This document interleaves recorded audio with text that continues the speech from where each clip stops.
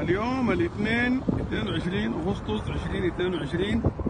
في زيادة ملحوظة على نهر النيل في منطقة أم درمان. الزيادة دي جات الليلة مفاجأة، طلعت في فيضان. أمس ما كان موجود، اليوم الفيضان بدأ يطلع واضح في المجاوز.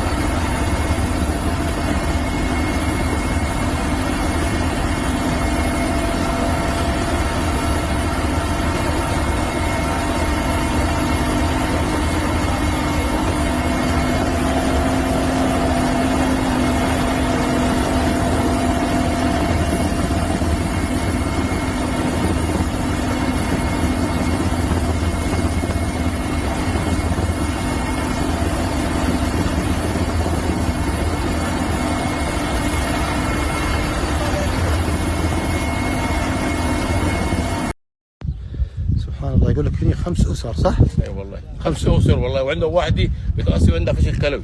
الله يشافيها. ايوه شوف كل ما يوم بتجاوب شوف المي كأن ما استوت هذه البيوت. لا بالراحه. وجوه هناك قدام. الحمد لله. قمر